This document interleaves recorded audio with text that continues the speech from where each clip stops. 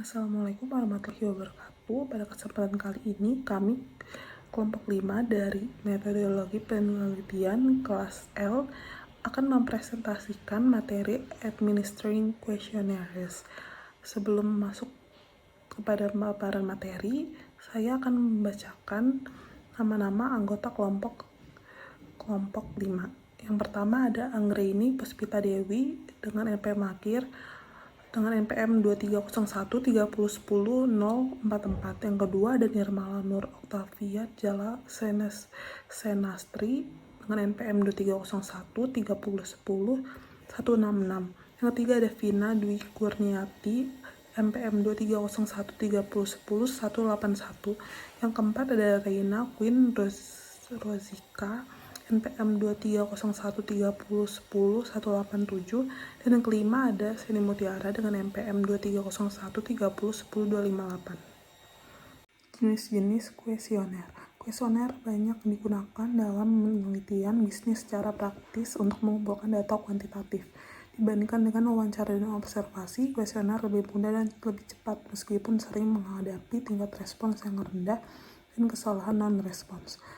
Yang pertama, dibagikan secara langsung. Cocok untuk survei lokal. Peneliti dapat memperjelas pertanyaan, memotivasi responden, dan biasanya memperoleh tingkat respon yang sangat tinggi. Biaya lebih rendah jika diberikan kepada kelompok, namun membutuhkan waktu untuk usaha. Penjelasan dapat menimbulkan bias. Kedua, kuesioner melalui pos. Memberikan anonimitas tinggi, memungkinkan cakupan grafis yang luas dan memberikan waktu kepada responden untuk menjawab sesuai kenyamanan mereka. Kepatuhan dapat ditingkatkan dengan hadiah kecil. Kelemahannya adalah tingkat respon yang sangat rendah, sekitar 30%, kurang klarifikasi dan perlunya tindak lanjut. Yang ketiga, kuesioner elektronik atau online. Mudah didistribusikan, murah, cepat, dan dapat menjangkau audiens global. Jawaban dapat diproses secara otomatis. Kekurangannya membutuhkan literasi komputer, sering mengalami masalah non-respons dan pengambilan sampel, serta undangan yang tidak diminta dapat dianggap menyinggung. Meningkatkan tingkat respons. Strategi meliputi pengiriman pengingat, menjaga kuesioner tetap singkat, pemberitahuan sebelumnya, surat pengantar, dan menawarkan insentif kecil. Kelebihan dan kekurangan dari berbagai kuesioner. 1. Dibagikan secara langsung. Respons tinggi dan ada klarifikasi, tetapi makan waktu dan dapat menimbulkan bias. Kedua, pos, anonim dan jangkauan luas, tetapi respon sangat rendah dan tidak ada klarifikasi yang memungkinkan. Ketiga, online, cepat, murah, global, tetapi tingkat respons tinggi dan malah keterwakilan. Pedoman untuk desain kuesioner. Langkah-langkah dalam mendesain kuesioner adalah yang pertama, metode pengumpulan data. Data dapat dikumpulkan melalui observasi, wawancara, kuesioner. Yang kedua, desain kuesioner. Merancang kuesioner melibatkan 3 aspek utama: prinsip perumusan pertanyaan, prinsip pengukuran, dan pengaturan umum. Langkah ketiga ada prinsip perumusan pertanyaan, berfokus pada bagaimana pertanyaan ditulis, diurutkan, dan disajikan kepada responden. Langkah 4, prinsip pengukuran, membahas kategorisasi, pengkodean, skala, serta memastikan reliabilitas dan validitas. Yang langkah kelima, pengaturan umum, mencakup keseluruhan tampilan, panjang, pengenalan, dan ekstrusi dari kuesioner. Langkah 6, uji kebaikan data. Data yang dikumpulkan harus diuji di reliabilitas dan validitasnya untuk memastikan kualitas. Selanjutnya di sini ada prinsip-prinsip dari penyusunan kata. Jadi prinsip penyusunan kata ini menyusun pada 5 faktor. Yang pertama ada kesesuaian isi pertanyaan.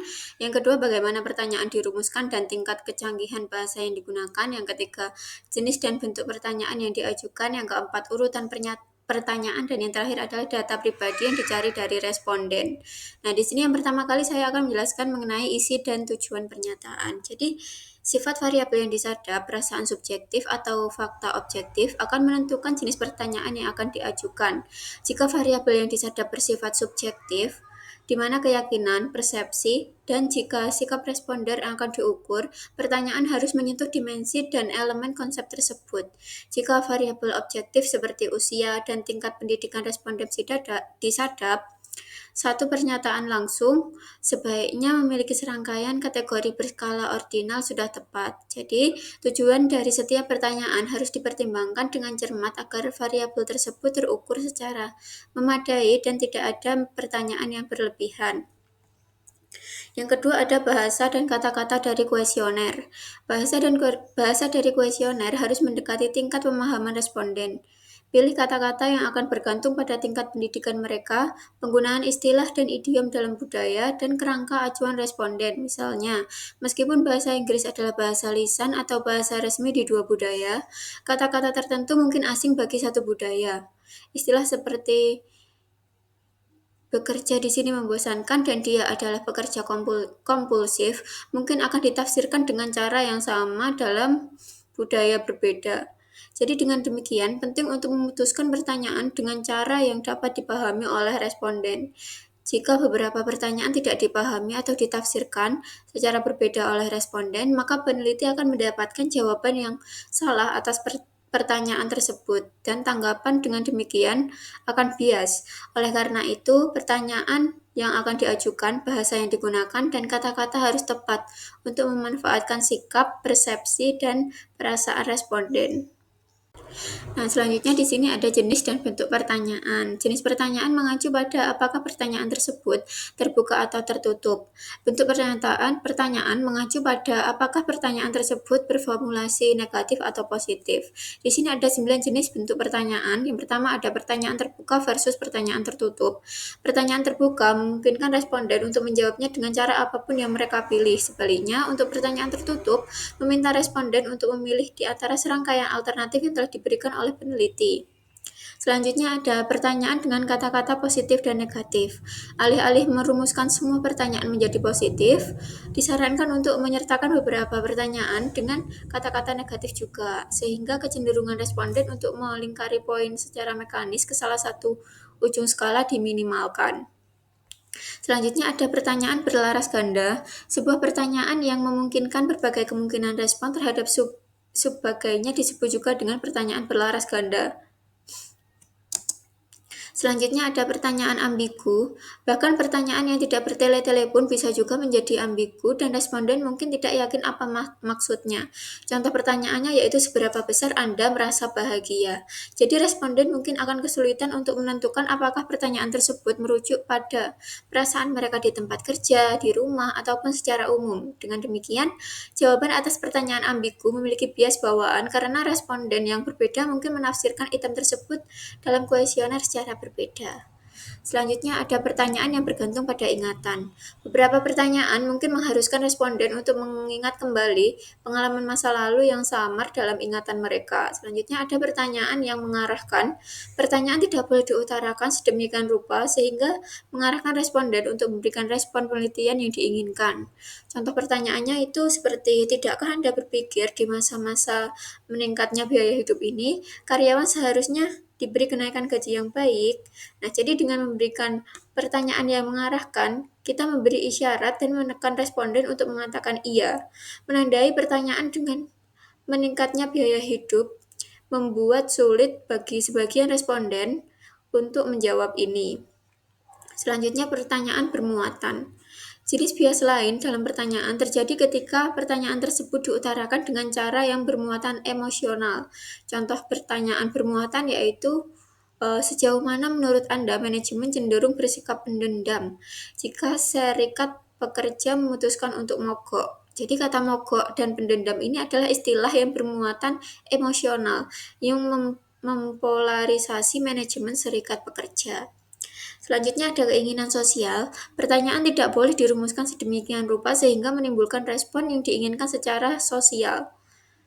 Terkadang item-item tertentu menyentuh aspek desirabilitas sosial sengaja dimasukkan untuk berbagai titik dalam kuesioner. Dari indeks kecenderungan desirabilitas ke sosial, setiap individu dihitung darinya. Indeks ini kemudian diharapkan pada semua respon lain yang diberikan oleh individu untuk menyesuaikan bias desirabilitas sosial. Selanjutnya ada pertanyaan panjang. Pertanyaan yang sederhana dari singkat lebih baik daripada pertanyaan yang panjang. Sebagai aturan praktis, pertanyaan dalam kuesioner tidak boleh melebihi dari 20 kata atau melebihi satu baris penuh. Nah, kemudian untuk prinsip yang keempat adalah urutan pertanyaan. Urutan pertanyaan dalam kuesioner harus sedemikian rupa sehingga responden diarahkan dari pertanyaan yang bersifat umum ke pertanyaan yang lebih spesifik, dan dari pertanyaan yang relatif mudah dijawab ke pertanyaan yang lebih sulit. Pendekatan corong ini, sebagaimana disebutkan oleh Frestinch dan Katz, yang memfasilitasi kemajuan responden yang mudah dan lancar untuk melalui item-item dalam kuesioner. Perkembangan dari pertanyaan umum ke pertanyaan khusus mungkin berarti bahwa responden pertama-tama ditanya pertanyaan yang bersifat global yang berkaitan dengan pertanyaan tersebut, dan kemudian ditanya pertanyaan yang lebih tajam mengenai topik tertentu. Pertanyaan yang mudah mungkin terkait dengan masalah-masalah yang melibatkan banyak pikiran. Pertanyaan yang lebih sulit mungkin memerlukan lebih banyak pemikiran, penilaian, dan pengambilan keputusan dalam memberikan jawaban. Nah, kemudian untuk prinsip yang terakhir yaitu data klasifikasi atau informasi pribadi. Data klasifikasi juga disebutkan sebagai informasi pribadi atau pertanyaan demografis, mengumpulkan informasi seperti usia, tingkat pendidikan, status perkawinan, dan juga pendapatan. Kecuali benar-benar diperlukan, sebagaimana tidak menanyakan nama responden. Namun jika kuesioner harus diidentifikasi dengan responden karena alasan apapun, kuesioner dapat diberi nomor dan dihubungkan dengan peneliti dengan nama responden dalam dokumen pribadi yang disimpan secara terpisah. Prosedur ini harus dijelaskan kepada responden. Alasan penggunaan sistem numerik dalam kuesioner adalah untuk memastikan anonimitas responden. Selanjutnya di sini ada prinsip measurement atau prinsip pengukuran. Nah, skala yang tepat itu harus digunakan tergantung pada jenis data yang perlu diperoleh. Nah, berbagai mekanisme perskalahan yang membantu kita mendapatkan atau menentukan skala dengan tepat itu harus digunakan dengan tepat sedapat mungkin. Skala interval dan rasio sebaiknya digunakan alih-alih skala nominal atau ordinal. Setelah data diperoleh, kebaikan data harus dinilai melalui uji validasi dan reliabilitas. Validitas menentukan seberapa baik suatu teknik, instrumen, atau proses pengukuran suatu konsep tertentu, dan reliabilitas menunjukkan seberapa stabil konsisten instrumen tersebut dalam mengukur variabel. Nah, selanjutnya di sini itu ada general appearance or get up of the questionnaire, yaitu penampilan umum atau pakaian kuesioner. Nah, dalam desain kuesioner penting untuk memperhatikan tidak hanya pemilihan kata dan pengukuran, tetapi juga menampilkan kuesioner. Nah, kuesioner yang menarik dan rapi dengan pengantar, instruksi, serta rangkaian pertanyaan yang alternatif, jawabannya yang tepat akan mempermudahkan peneliti. Nah, di sini itu ada elemen-elemen yang akan dibahas secara singkat. Elemen-elemen tersebut ada beberapa poin, yaitu poin yang pertama ada pendahuluan yang baik atau a good introduction. Itu tuh pendahuluan yang baik dan jelas, yang mengungkapkan identitas peneliti dan menyampaikan tujuan survei sangatlah penting. Itu penting juga untuk membangun hubungan baik dengan responder dan memotivasi mereka untuk menjawab pertanyaan-pertanyaan dalam kuesioner dengan sepenuh hati, dan responder akan memotivasi mereka untuk menjawab pertanyaan-pertanyaan dalam kuesioner dengan sepenuh hati. Jaminan kerahasiaan informasi yang mereka berikan dan tanggung jawab mereka yang bebas. Lalu yang kedua ada organizing question, giving instruction and guidance and good alignment. Organization itu menyusun pertanyaan, memberikan instruksi dan panduan, serta menyusun dengan baik. Jadi menyusun pertanyaan dengan logis dan rapi pada bagian-bagian yang sesuai, serta memberikan instruksi tentang cara mengisi setiap item di setiap bagian dan membantu responder menjawabnya tanpa kesulitan. Lalu yang ketiga ada personal data, yaitu data pribadi, data demografi atau data pribadi disusun seperti contoh berikut. Itu ada usia, lalu tingkat pendidikan tertinggi yang telah Anda selesaikan, jenis kelamin, status perkawinan, jumlah anak, dan usia anak tertua yang diasuh, serta ada jumlah tahun bekerja, jumlah organisasi yang pernah diikuti, shift kerja, dan status pekerjaan. Lalu yang terakhir di sini ada informasi tentang pendapatan data pribadi sensitif lainnya. Meskipun informasi demografis dapat dicari di awal atau di akhir kuesioner, informasi ini sangat pribadi personal seperti pendapatan, kondisi kesehatan, dan sebagainya. Jika dianggap perlu untuk survei harus ditanyakan di akhir kuesioner bukan di awal.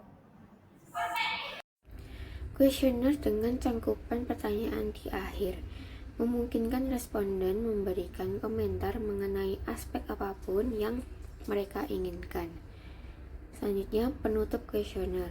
Kuesioner diakhiri dengan kata-kata sopan serta mengingatkan responden untuk memeriksa kembali semua item yang telah terisi. Berikutnya yaitu terdapat tinjauan desain kuesioner. Desain kuesioner adalah pertanyaan yang disusun dan diukur untuk meminimalkan bias responden dan kesalahan pengukuran. Kuesioner ini dapat diberikan secara langsung kepada responden atau didistribusikan secara digital atau media elektronik. Yang kedua yaitu uji coba pertanyaan terstruktur. Dalam wawancara, penting dilakukan uji coba pertanyaan terstruktur agar pertanyaan-pertanyaan dipahami oleh responden dan tidak ada masalah dengan pilihan kata atau pengukuran. Uji coba ini melibatkan kelompok responden skala kecil untuk menguji kelayakan dan pemahaman mereka atas pertanyaan yang diberikan, guna membantu memperbaiki kekurangan sebelum diberikan pada responden secara lisan. Yang terakhir yaitu desain kuesioner dan survei elektronik. Sistem kuesioner seperti ini menggunakan media daring atau online yang memfasilitasi penyiapan dan administrasi kuesioner. Sistem kuesioner ini sangat canggih karena dapat mengotomatiskan proses pengumpulan data, memeriksa kesalahan tata bahasa atau logis dalam pengkodean, dan menganalisis data yang terkumpul. Hasil dari perolehan survei dapat dilihat langsung melalui online maupun cetak. Berikutnya, survei dimensi internasional. Para peneliti yang terlibat dalam penelitian lintas budaya mungkin berupaya melacak persamaan dan perbedaan dalam respons perilaku dan sikap karyawan, konsumen, atau investor di berbagai budaya. Beberapa isu khusus dalam instrumentasi untuk penelitian lintas budaya. Dalam merancang instrumen untuk mengumpulkan data dari berbagai negara, diperlukan terjemahan ke dalam bahasa lokal secara akurat dengan bahasa aslinya oleh penerjemah lokal. Lalu ada perbedaan kesetaraan idiomatis yang mana penggunaan makna kata cinta akan berbeda di budaya lain. Selanjutnya yaitu isu-isu dalam pengumpulan data lintas budaya. Ada 3 isu penting dalam pengumpulan data lintas budaya: kesetaraan tanggapan atau response equivalence yang mengadopsi prosedur pengumpulan data yang seragam di berbagai budaya. Waktu pengumpulan data atau timing of data collection.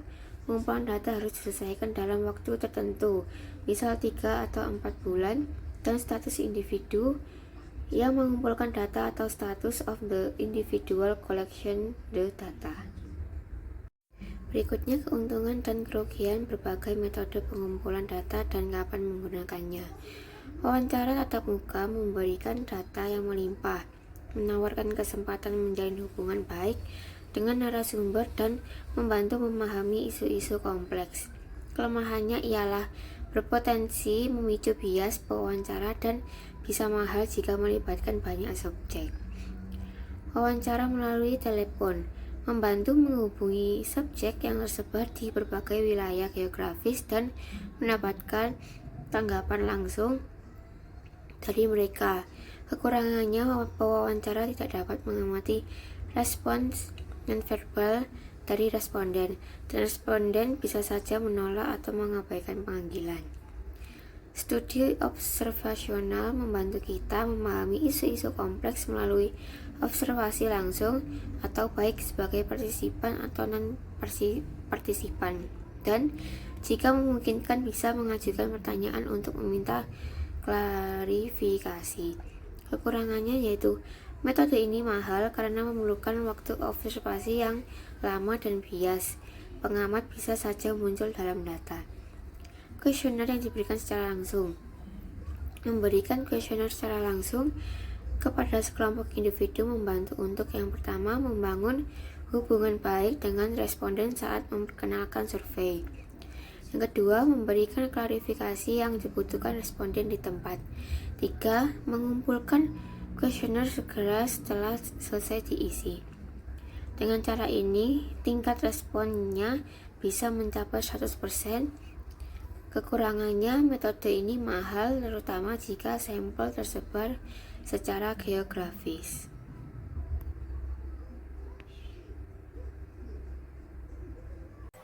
Selanjutnya adalah multimetode pengumpulan data. Nah, dikarenakan hampir semua metode pengumpulan data ini memiliki bias, pengumpulan data melalui berbagai metode dan dari berbagai sumber memberikan ketelitian pada penelitian.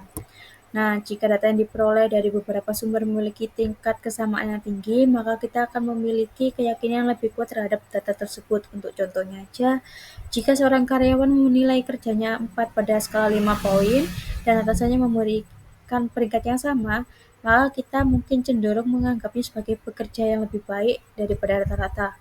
Tapi untuk sebaliknya, jika dia memberi dirinya sendiri angka 5 pada skala 5 poin tersebut, dan atasannya memberikan peringkat 2, maka kita tidak akan tahu sejauh mana ada bias dan dari sumber mana. Nah, oleh karena itu, korelasi yang tinggi di antara data yang diperoleh pada variabel melalui metode pengumpulan data yang berbeda memberikan kredibilitas yang lebih besar pada instrumen penelitian dan data yang diperoleh melalui instrumen-instrumen ini. Nah, penelitian yang baik memerlukan pengumpulan data dari berbagai sumber dan melalui berbagai metode pengumpulan data. Namun, penelitian semacam itu lebih mahal serta memakan waktu. Selanjutnya adalah implikasi manajerial, yang dimana kita sebagai seorang manajer mungkin akan melibatkan seorang konsultan untuk melakukan penelitian dan mungkin tidak mengumpulkan data sendiri. Namun, pengetahuan dasar mengenai metode pengumpulan data primer akan membantu kita mengevaluasi pendekatan yang digunakan dan memahami mengapa seorang konsultan memilih metode tertentu. Sebagai sponsor penelitian, Anda dapat memutuskan sejauh mana tingkat keseriusan atau kedalaman data yang ingin dikumpulkan, serta masukan dari kita ini akan membantu peneliti ataupun konsultan dalam merancang wawancara, observasi, ataupun kuesioner. Sebagai pengamat yang terus-menerus di tempat kerja, maka kita akan mampu memahami dinamika situasi, dan sebagai manajer, kita dapat membedakan antara pertanyaan survei yang baik dan buruk dengan memperhatikan variasi budaya dalam desain survei dan pengumpulan data. Nah, intinya itu manajer itu tetap harus mempunyai wawasan dasar tentang metode pengumpulan data atau penelitian agar bisa bekerja sama secara efektif dengan konsultan dan memastikan hasil penelitian relevan, tepat, serta sesuai dengan konteksnya. Selanjutnya adalah ethical behavior responden atau sikap etika responden. Untuk yang pertama, seorang subjek setelah memilih untuk berpartisipasi dalam sebuah penelitian sebaiknya bekerja sama sepenuhnya dalam tugas-tugas yang ada, seperti menjawab survei. Lalu yang kedua, responden. Responden ini juga memiliki kewajiban untuk jujur dan benar dalam memberikan jawaban. Nah, penyampaian informasi yang menyesatkan ataupun memberikan keterangan yang kita tahu tidak benar itu harus dihindari. Intinya, penelitian ini hanya bisa menghasilkan data yang valid jika pesertanya itu kooperatif dan jujur. Jadi etika responden itu sama pentingnya dengan etika peneliti. Sekian yang bisa kelompok kami presentasikan. Mohon maaf bila ada salah kata dalam pengucapan. Kami tutup. Terima kasih dan wassalamualaikum warahmatullahi wabarakatuh.